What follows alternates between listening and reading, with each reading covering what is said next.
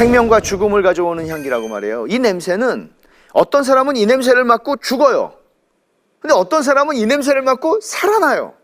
어디 이런 냄새가 있을까요?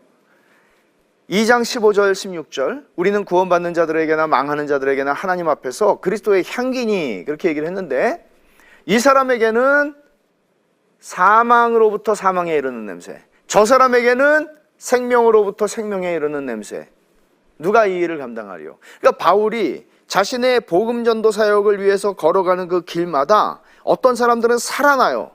어떤 사람들은 죽는다는 거예요. 그러니까 너무 이게 무서운 직분이라는 거예요. 내가 가는 곳마다 죽고 사는 일이 일어나니까 두려운 일이죠. 그게 누가 이 일을 감당하리요? 이거를 3장 5절에 가서 설명합니다. 뒤에 가서 말씀드릴게요. 그리스도를 아는 냄새의 이중적 기능이라고 이걸 말하는데 어떤 사람 살아나고 어떤 사람 죽으니까 사람의 반응하고 상관없이 이거 하나님께 드려지는 향기인 건 분명해요. 죽든지 살든지 간에. 근데 포로의 희생 때문이 아닌 포로의 존재로 인한 냄새. 무슨 말인가? 그리스도의 개선 행진을 축하하는 향기예요, 이게. 이해 가시죠? 제가 설명한 것. 그 다음에 그리스도의 포로된 자들에게는 생명에서 생명에 이르는 냄새지만 포로가 되길 거부하는 자들에게는, 바울이 끄트머리에 따라가는데 그를 또 따라가는 사람들이 있어요. 나도 그리스도의 포로야. 그리스도께 붙잡힌 사람들, 정복당한 사람들 같이 따라가요. 그들에게는 생명에 이르는 냄새가 돼요. 근데 안 따라가겠다고 하는 사람들에게는 죽음에 이르는, 사망에 이르는 냄새가 된단 말이죠. 십자가 복음이 하는 일은 둘로 가르는 일이에요. 죽이고 살리는 일이에요. A.W. 토저가 얘기한 것처럼 약은 약이로 돼 너무 물을 타서 살리지도 못하고, 독은 독이로 돼 너무 물을 타가지고 죽이지도 못하는. 복음은 그런 게 아니에요. 복음은 선명해요. 복음은 그냥 듣고 좋으네 그렇게 하지 않아요. 복음은 죽고 사는 것이고 살고 죽는 것이에요. 그래서 바울은 너무 감당하기 힘든 부르심이라고 얘기하는 거예요. 자기가 가는 곳에서 사람들이 그냥 다 환호하고 누구나 좋아하고 누구나 그냥 좋으네요 그렇게 얘기하지 않는다는 거죠. 어떤 사람들은 바울을 인해서 살아나요. 그래서 바울에게 감사해요. 하나님께 영광을 돌려요. 당신 때문에 살아났다고, 당신이 생명의 은인이라고. 근데 어떤 사람들은 그렇게 쫓아다니면서 바울을 죽이고 싶어해요. 그렇게 미워해요. 그렇게 적대적이 돼요. 복음 때문이죠. 바울이 나쁜 사람이어서가 아니라, 바울이 못돼서가 아니라 복음 때문이죠. 여러분이 만약에 모든 사람들에게 항상 좋은 사람이 되려고 하면 여러분은 복음의 직분을 감당 못해요. 바울이 지금 그 얘기하는 거예요. 2장 16절입니다. 이 사람에게는 사망으로부터 사망에 이르는 냄새, 저 사람에게는 생명으로부터 생명에 이르는 냄새라. 누가 이 일을 감당하리요? 그래서 바울 사도는 내가 이 너무나 중요한 직분, 죽이고 살리는 직분을 받았기에 내가 하나님 말씀을 혼잡하게 하지 않겠다고 말해요. 왜 그렇죠? 어떤 의미죠? 2장 17절 우리는 수많은 사람들처럼, 수많은 사람들은 누구를 얘기하는가 하면 고린도 교회에 왔던 거짓 교사들을 얘기해요. 그 사람들은 물을 탔어요, 복음에다가.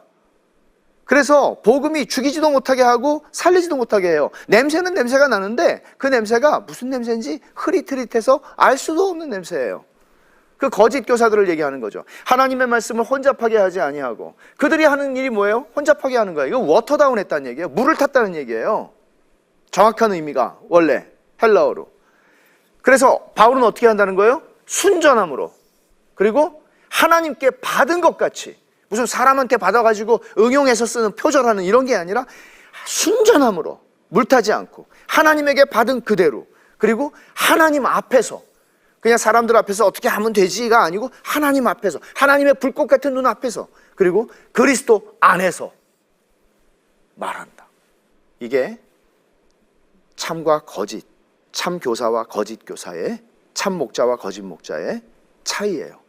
하나님의 말씀을 어떻게 대하고 어떤 태도를 가지고 하나님 말씀을 전하느냐 하는 것이죠.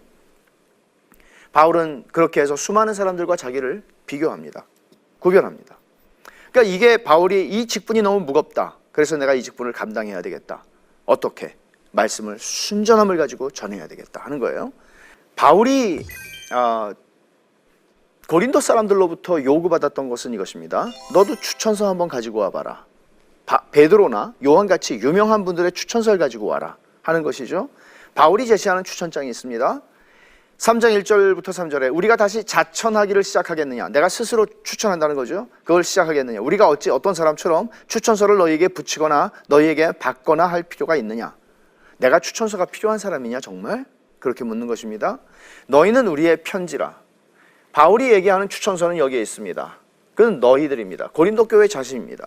그리고 우리 마음에 썼고 바울의 마음에 써있는 편지에 이거는 무슨 얘기인가 하면 이스라엘의 대제사장에 보면 대제사장의 에봇에 있는 흉패에 12개의 돌이 있는데 거기에는 각 지파의 이름이 쓰여져 있어요. 그것처럼 내 마음에 너희들의 이름이 쓰여져 있다는 거예요. 우리 마음에 썼고 무사람이 알고 읽는 바라. 사람들이 날 보면 내가 얼마나 고린도 교회를 사랑하는지 아는 것이죠. 너희는 우리로 말미암아 나타난 그리스도의 편지라고 그래요. 여기 두 가지를 얘기하죠. 우리의 편지라고 그러고 그리스도의 편지라고. 그리스도의 편지라고 얘기할 때는 이거는 내가 너희에게 주는 편지 추천장은 베드로나 요한이 쓴 추천장이 아니고 그리스도께서 나를 추천하신 추천장이다. 그렇게 얘기를 하는 거예요. 근데 그 편지는 먹으로 쓴 것이 아니요. 보통 추천서는 다 먹으로 쓰죠. 다 써가지고 오는 거 아니에요? 근데 살아계신 하나님의 영으로 쓴 것이라고 얘기해요. 영으로 쓴 것이라고. 또 돌판에 쓴 게 아니고 이거는 지금 모세 때 얘기를 하는 것이죠. 오직 육의 마음판에 쓴 것이라. 그러니까 바울 사도는 지금 이렇게 말함으로써 너희가 우리의 편지다라고 그랬어요. 우리 마음에 써 있다 그랬어요. 그 다음에 너희는 그리스도의 편지다라고 그랬어요. 그리스도께서 나를 참된 사도로 너희에게 보내신 추천장은 바로 너희들 자신이야 라고 얘기를 하는 거예요. 그러면 이렇게 해서 바울이 하는 얘기는 뭔가 하면 만약에 너희가 말하는 것처럼 가짜라면 내가 전한 복음을 듣고 예수님을 믿게 된 너희들도 가짜가 되는 거야. 그러니까 그리스도의 추천장이 너희야. 너희가 참된 그리스도인들이잖아.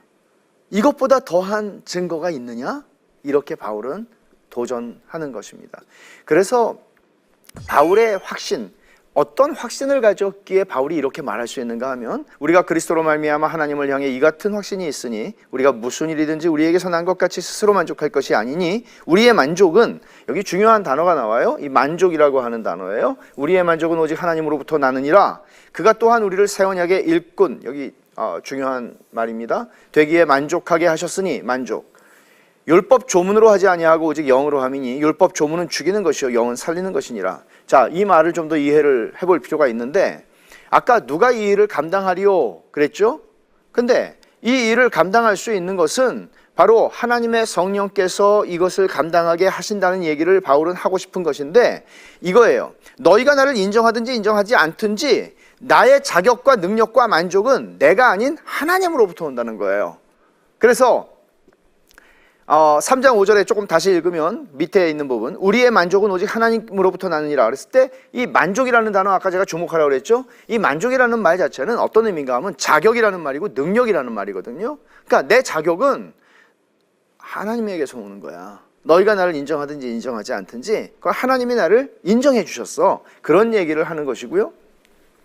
또 부적격함, 너희들이 볼 때 나는 이것도 부족하고 저것도, 바울은 이게 안 돼, 저게 안 돼, 이게 안 돼, 이런 얘기들 하는데 나의 부적격함 맞아. 근데 하나님의 부르심의 장애물이 아니라 그거는 필수 불가결한 부분이야 라고 말하는 거예요. 여러분, 이게 얼마나 우리를 자유하게 하는지 모르죠. 우리는 얼마나 부족하다고 느낍니까? 늘 뭐 다 그런 건 아니겠지만 저는 그래요.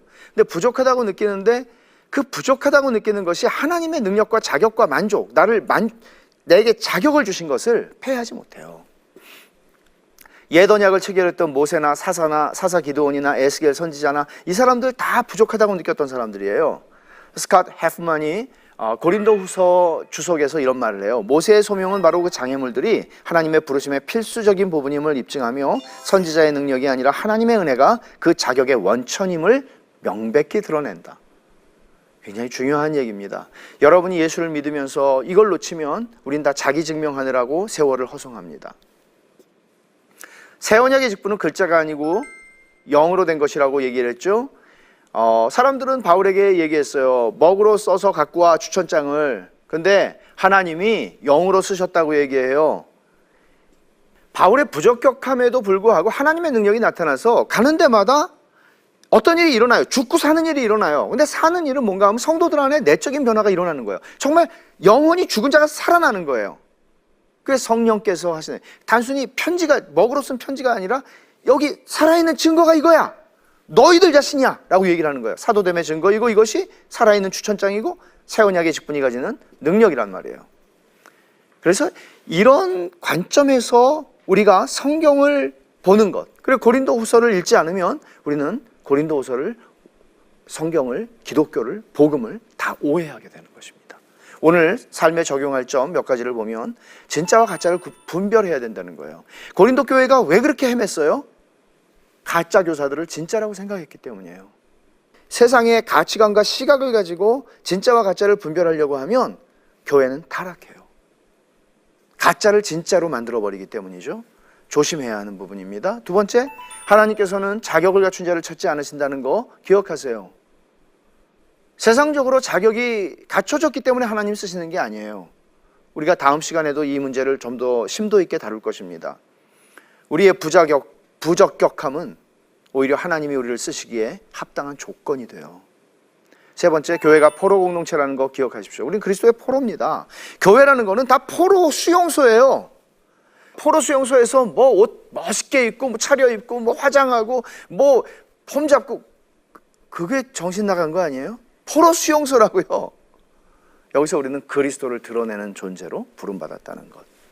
나의 고난은 오히려 그리스도의 포로된 증거라는 사실을 아십시오. 그래서 고난은, 약함은 우리가 부끄럽게 생각하고 수치스럽게 생각하고 숨겨야 할 무엇이 아니라 내가 그리스도의 포로요, 이 고난과 약함과 죽음을 통하여 그리스도를 드러내는 증거가 되는 것입니다.